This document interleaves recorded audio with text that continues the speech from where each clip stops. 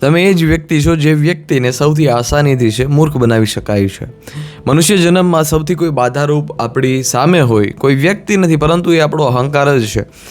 અને આપણો અહંકાર જ છે દિવસે ને દિવસે આપણી ઉપર હાવી થતો જ રહેશે અને કામના પૂર્તિ માટે બહાર બધી જ વસ્તુ માટે ભટક્યા જ કરે છે, પરંતુ કામના પૂર્તિ સંભવ નથી. આપણે વાત સમજવી જોઈએ કે આપણે જે કોઈ પણ વસ્તુ પામવા માગીએ છીએ, આપણે જે કોઈ પણ વસ્તુ મેળવવા માગીએ છીએ, દુનિયામાં 3 વસ્તુ છે. ગુરુદેવ શ્રી રવિશંકરે કહેલી છે, ઘણી વખત સાંભળેલી છે કે વસ્તુ, વ્યક્તિ અને પરિસ્થિતિ.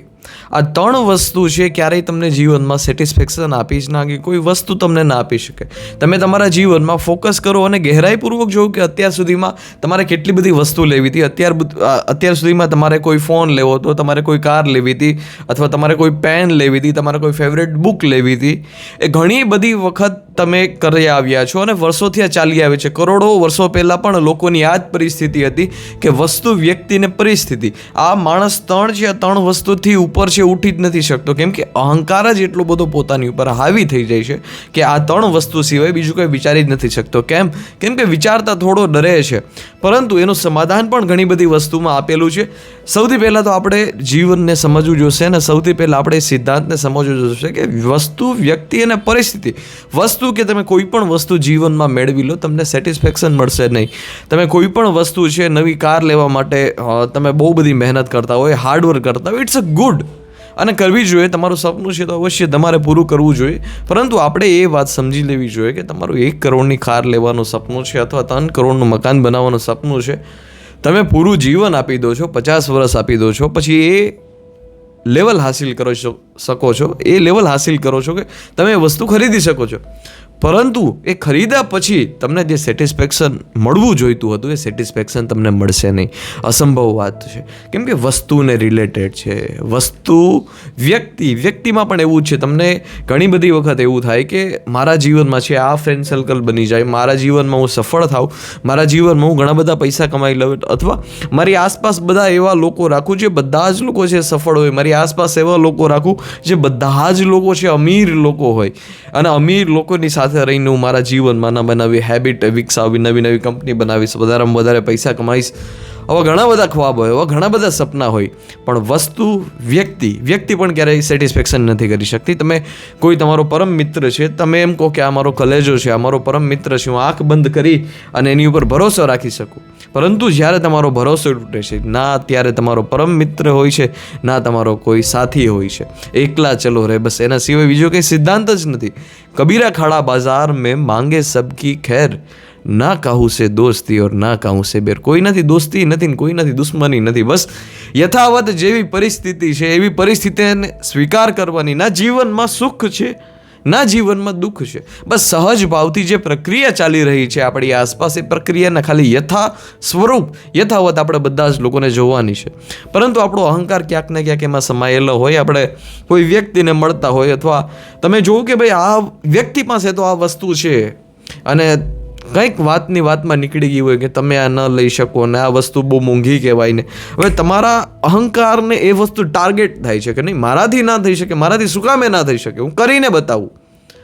પરંતુ એક વસ્તુ લેવા પાછળ છે તમારા જીવનની એટલી ઉર્જા તમે વેડફી નાખો છો, અને એ મળી ગયા પછી પણ તમે તો શૂન્ય સ્તરે જ હોય છો. તમે જીવનમાં ગૌર કરો કે તમારા જીવનની ઊંચાઈ છે હંમેશાને માટે વધવી જોઈએ. આજે તમે એક લેસન લર્ન કર્યું કે વસ્તુ, વ્યક્તિ ને પરિસ્થિતિ, આ 3 વસ્તુ છે. આ 3 વસ્તુથી તમને સેટિસ્ફાઈ નહીં થઈ શકો, 3 વસ્તુથી તમને સેટિસ્ફેક્શન નથી મળવાનું. પરંતુ જો 50 વર્ષે તમે પૂગો અથવા 65 વર્ષે તમે પૂગો, જીવનના અંત કાળે તમે પૂગો, તો પણ જોજો, તમે ગૌર કરજો, તમારા જીવનમાં નિહાળજો કે આ શું હું આ 3 વસ્તુ પાછળ તો નથી ભાગી રહ્યો ને, તો હવે ભાગવું કોના માટે? વસ્તુ, વ્યક્તિથી તમને જીવનમાં છે સેટિસ્ફેક્શન મળી નહીં શકે. ઘણા બધા તમારો એટલું તમને એમ થાય કે મોટો પરિવાર થઈ જાય તો મજા આવે, મોટા ફેમિલીમાં મોટું એક બધું મકાન બનાવી લઈએ, કાકા બાપા અને ભાઈઓને બધા ભેગા રહીએ તો મજા આવે. પરંતુ ભાઈઓને જ્યારે છોકરા થઈ જાય પછી પાછો એ જ કલેશ છે ઘરમાં ચાલુ જ રહે છે. કેમ કે વિચાર્યું એના કરતાં વિરુદ્ધ થયું. આપણી ધારણા અને આપણી વિચારધારણા જ ખોટી છે. સોફિસ્ટ કહે છે કે ઇન્દ્રિયોથી જ્ઞાન મળે છે. ઇન્દ્રિયથી જ્ઞાન મળે છે માને કે આપણે હમણાં વાત કરીને કે આપણે મોટા થઈએ, મોટા બધા પૈસા બનાવીએ, મોટું ઘર બનાવીએ, એમાં બધા સાથે મળીને રહીએ, પણ સાથે મળીને રહેતા જ કલેશ શરૂ થઈ જાય છે. કેમ? આપણે ઇન્દ્રિયથી આપણે વિચાર્યું, આપણે ઇન્દ્રિયથી જ્ઞાન મેળવ્યું કે નહીં મજા આવશે, માફ કરજો, પરંતુ સોક્રેટિસ એમ કહે છે કે ઇન્દ્રિય ધોખા દે છે, બુદ્ધિથી જ્ઞાન મળે છે. વસ્તુ, વ્યક્તિ અને ત્રીજી વસ્તુ છે પરિસ્થિતિ. તમે કેટલા પણ જીવનના રંગ બદલાઈ લો, તમે જીવનમાં કેટલી પણ પ્રસિદ્ધિ હાસિલ કરી લો, તમે જીવનમાં કેટલા પણ રંગ ભરી દો, પરંતુ ગુરુ કૃપા સિવાય, પરંતુ ભજન માર્ગ સિવાય, પરંતુ કૃષ્ણને પકડા સિવાય, કૃષ્ણ સ્વયં તમે બની જાઓ, તમે કૃષ્ણ સાથે એક મિત્રતા બનાવી લો, એ સેટિસ્ફેક્શન છે, એ જ આનંદ છે, એ જ ઉર્જા છે. નિષ્કામ કર્મ કરવામાં, જ્ઞાન યોગને હાસિલ કરવામાં, નિષ્કામ કર્મ અને જ્ઞાન યોગ વિશે પણ આપણે બહુ મહત્વપૂર્ણ ચર્ચા કરશું. બહુ મોટો વિડીયો થાય એમ છે, સમથિંગ 1.5 કલાકનો વિડીયો થાય એમ છે. આપણે તમને બધા જ લોકોને પ્રોવાઈડ કરી દઈશ, પરંતુ આજના માટે એટલું જીવનના લેસન અને જીવનના સિદ્ધાંતમાં એક વસ્તુ વધારે ઉમેરી દઈએ કે જીવનમાં વસ્તુ, વ્યક્તિ અને પરિસ્થિતિ, આ 3 વસ્તુ છે જેનાથી આપણે જીવનમાં સેટિસ્ફેક્શન મળી શકે એમ છે નહીં. અને બીજી વાત મહત્વપૂર્ણ એ સમજી લે કે તો પછી જીવનમાં કરવું શું, કે વસ્તુ, વ્યક્તિ ને પરિસ્થિતિ, સેવા. તમારું પૂરું જીવન સેવામાં સમર્પિત કરી દો. પછી તમે જીવનમાં જે કંઈ પણ કરશો નેક્સ્ટ લેવલ જ કરશો. જ્યારે તમે આ બધી વસ્તુને, પોતાની જાતને, પોતાનો અહંકાર, પોતાનો ઈગો શું છે, ઈગોને તમે સમજી લો કે હંમેશાને માટે તમારી ઉપર હાવી થઈ જશે, હંમેશાને માટે તમારી ઉપર હાવી થઈ જશે. આ વસ્તુ સમજી લીધા પછી તમે જે કોઈ પણ કાર્ય કરશો એ સર્વશ્રેષ્ઠ કાર્ય કરશો અને એ તમારી ઉપર બાધારૂપ નહીં રહે, તમને એકદમ હળવાશપૂર્વક છે તેની ઊંચાઈ સુધી લઈ જશે. તમારે કોઈ સોફ્ટવેર ડેવલપર જ બનવું છે, પરંતુ તમારા વિઝનમાં કૃષ્ણ આવી જાય, તમે કૃષ્ણ સાથે જોડાઈ લો, તમે કબીર સાથે જોડાઈ લો, તમે બુદ્ધ સાથે, માને કહેવાય એ માગું છું કે તમે સત્ય સાથે જોડાઈ લો, એટલે જે તમારો ડેવલપરનો જ માર્ગ છે ને એ દુનિયાનો સર્વશ્રેષ્ઠ માર્ગ બની જશે. અને એનાથી જે કાંઈ પણ વસ્તુ ડેવલપ થશે એ લોકોના કલ્યાણ અને લોકોના હિત માટે જ થશે. તમે કોઈ ડૉક્ટર છો, તમારું વિઝન છે કે મલ્ટિપલ હોસ્પિટલ બનાવી, બહુ બધા પૈસા કમાવો, પરંતુ જ્યારે જીવનમાં કૃષ્ણ આવશે, જીવનમાં આધ્યાત્મ આવશે, ત્યારે અવશ્ય તમે એનાથી 10 ગણી વસ્તુ જીવનમાં કરી શકશો. તમે જે વિચારશો એ વિચારથી 10 ગણી વસ્તુ તમે જીવનમાં કરી શકશો, પરંતુ એની શુદ્ધતા છે ને એ કંઈક અલગ હશે.